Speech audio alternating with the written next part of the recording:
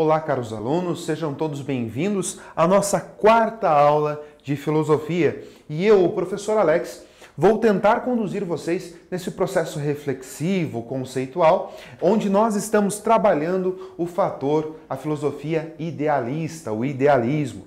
Nós já passamos por alguns conceitos que são importantes para nós. Nós entendemos que o idealismo é essa perspectiva de se chegar ou não chegar a uma verdade absoluta.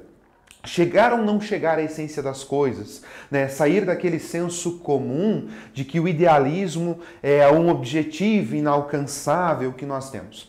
Dentro da filosofia, o idealismo é essa perspectiva. Até que ponto nós conseguiremos conhecer a verdade? Como é formado o nosso conhecimento? Surge aí importantes filósofos como o próprio Kant, com a ideia do criticismo. Surge também o próprio Hegel, lá na Fenomenologia do Espírito, quando ele considera que conhecer os fenômenos, estudar os fenômenos, é se aprofundar no ser das coisas, na essência. Ao mesmo tempo, nós tínhamos lá o Kant, que sofre uma crítica forte, dura do Hegel, por afirmar que ele desviou o trabalho da filosofia, quando ele diz que talvez se importar com a metafísica não seja tão importante. O mesmo Hegel que fala daquela consciência em si, tomar consciência de si mesmo, que na medida em que nós vamos tendo ideias dentro daquele movimento dialético, ter ideias de tese, refutar essas teses, ter novas teses, é aí que o mundo acontece. A perspectiva do Hegel é interessante justamente por isso.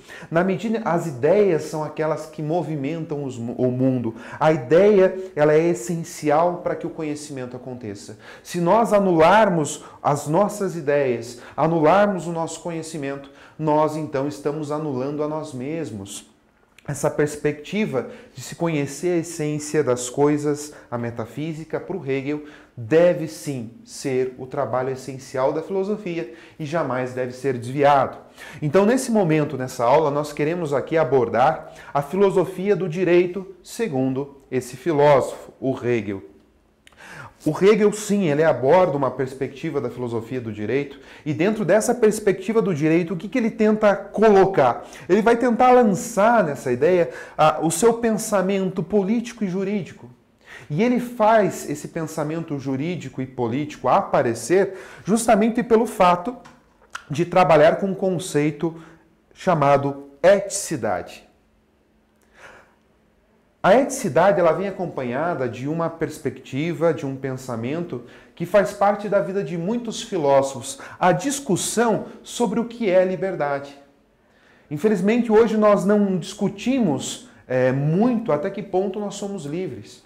Porque, infelizmente, a gente acaba considerando que liberdade é fazer só o que quer, na hora que quer e do jeito que quer. E eu já mostrei para vocês que isso não é liberdade, isso é uma ideia instaurada de libertinagem. Essa liberdade mais profunda, como que eu posso estar livre num ambiente de sala de aula, talvez ouvindo um professor que eu não gosto tanto? Como que eu posso ser livre tendo que trabalhar numa empresa que eu não gosto? Essa ideia de liberdade, ela vai aparecer, sobretudo, para apresentar o pensamento político e jurídico do Hegel. E nós temos com Hegel três definições que são importantes para nós. A primeira é a definição de direito abstrato, a segunda é a definição de moralidade e a terceira é a residência da ética, é a nossa ideia de eticidade. A gente pode começar então com o direito abstrato. Direito abstrato é o que nós conhecemos no mundo jurídico como direito positivo, ou seja, aquele que é colocado no papel, aquele que é instaurado e posto como uma lei. E nós temos vários direitos abstratos.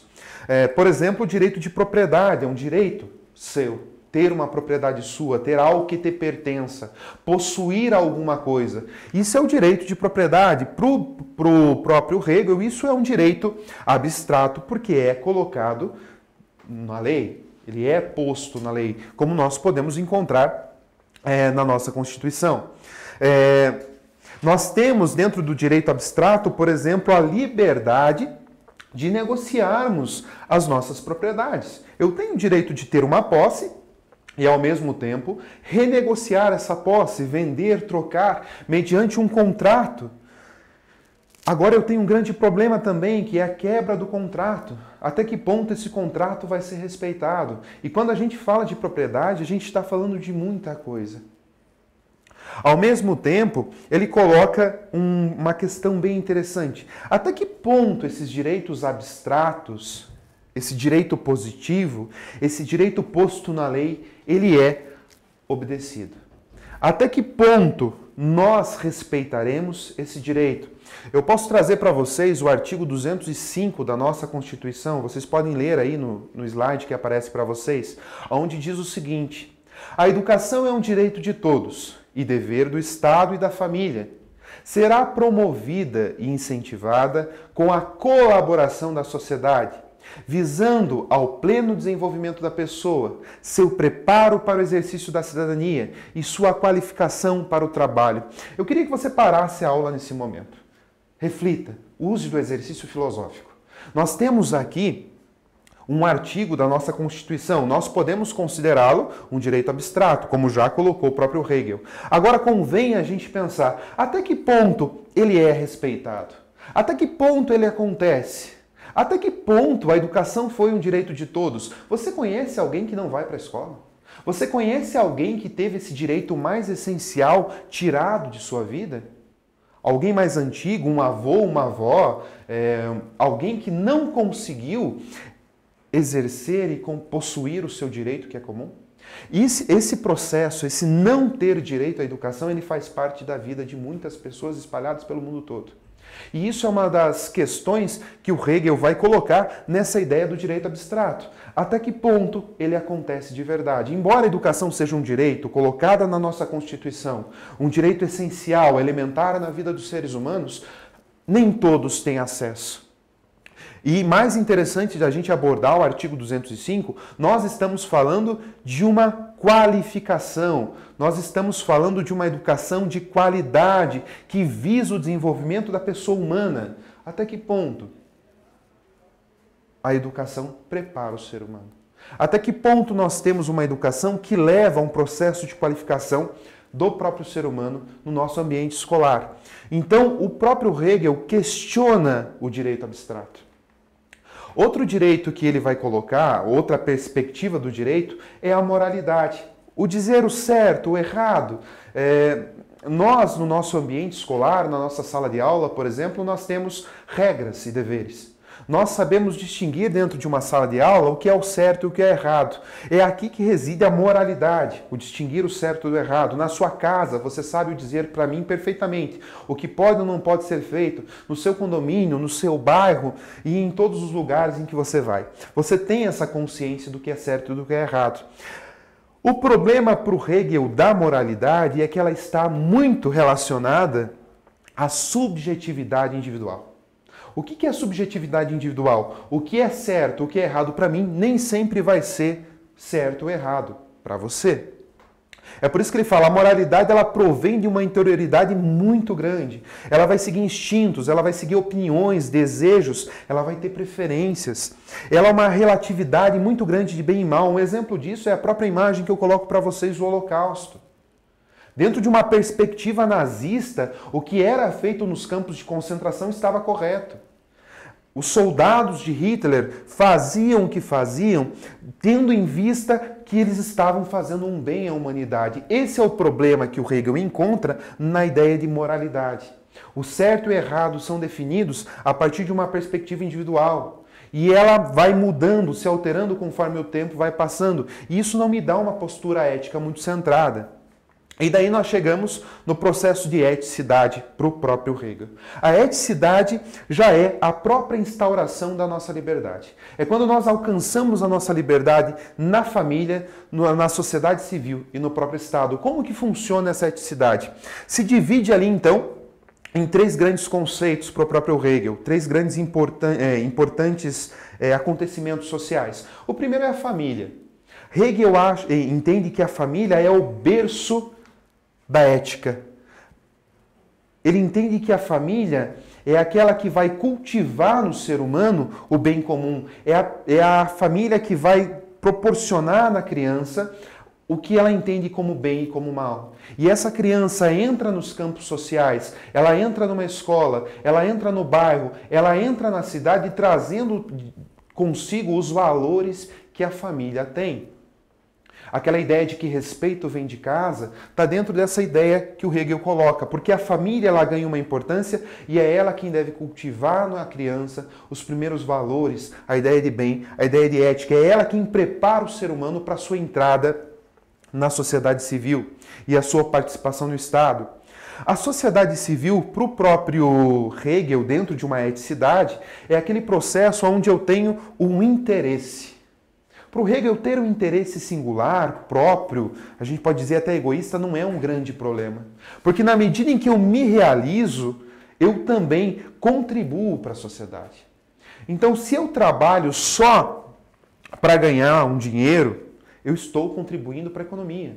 Se eu trabalho só para ter um resultado no final do mês ou para adquirir coisas, ele vai dizer, isso aí é um processo suficiente para que você cumpra bem a sua função, para que você faça bem aquilo que você foi designado a fazer. Não importa qual é o fim, o importa é que a coisa ela seja bem feita. Mesmo que seja um interesse singular, muitas vezes considerado egoísta, eu consigo, a partir dessa perspectiva, contribuir com o todo. Ou seja, os meus objetivos singulares na sociedade civil, agora lembrando que provém de uma base familiar boa, sadia, o meu interesse singular, ele contribui com o todo. E aí a gente chega à ideia de Estado. O Estado, no aspecto jurídico e da ética para o próprio Hegel, vai ser esse lugar da realização do bem comum e da prática da minha liberdade. É um ambiente onde eu posso ser livre, é um ambiente onde eu posso desenvolver aquilo que eu trouxe de comum, aquilo que eu trouxe de bem, de ética da minha família, é onde eu posso desempenhar o meu interesse singular e é onde eu realizo a minha liberdade. O Estado, para ele, não deve ser um mero instrumento de coação. O Estado é aquele local onde o indivíduo se sente livre para pensar, para agir. Lembra do contexto das ideias que o próprio Hegel tem, a dialética. É um lugar onde eu me sinto à vontade para que eu possa ter ideias e fazer com que o mundo vá se movimentando. E ele não pode, em momento algum, me coagir. Agora lembra, nós trazemos valores familiares. E é por isso que o Hegel vai dizer, a família tem que ser responsável por criar valores, preparar os indivíduos e os cidadãos para o bem comum. E aí surge também a ideia da Constituição. A Constituição, na perspectiva ética do próprio Hegel, na perspectiva jurídica, é o elemento mais fundamental e mais precioso que se deve ter dentro de uma sociedade. É a Constituição que vai reger a todos, independentemente de quem seja, e deve sim ser obedecida por civis ou não. Sejam os governadores, quem for, a Constituição é o elemento máximo, é aquela que mais deve ser preservada, mais deve ser obedecida. Porque ele entende que obedecer à Constituição é respeitar aquilo que nós lutamos tanto para conquistar. E é um elemento de transformação. Gostaria de deixar para vocês, ao final desse capítulo, as nossas atividades, o nosso exercício, aqueles que vão nos levar a conhecer mais. A primeira perspectiva que eu dou para vocês, a primeira instrução, revisem o conteúdo. O idealismo é uma filosofia, ao mesmo tempo, que exige de vocês uma preparação maior no contexto filosófico. Embora ela nos leve a refletir e a pensar sobre assuntos bem importantes da nossa sociedade, nós precisamos também ter bastante em mente os conceitos que são próprios. E isso o nosso material deixa muito bem claro. Ou seja, uma revisão das páginas 40 a 48. Uma outra instrução que eu deixo, busquem e encontrem e assistam o filme Sonho de Liberdade. Olha só como a liberdade ela é procurada, ela é buscada, ela é tentada por o personagem principal do filme. É um filme de 1994, muito bom. E também acessar a nossa plataforma. Quando nós acessamos a plataforma, nós oportunizamos um processo de conhecimento mais aprimorado, mais evoluído, e é a chance de nós treinarmos aquilo pelo qual nós tanto nos preparamos. Eu agradeço a vocês, espero vocês na próxima.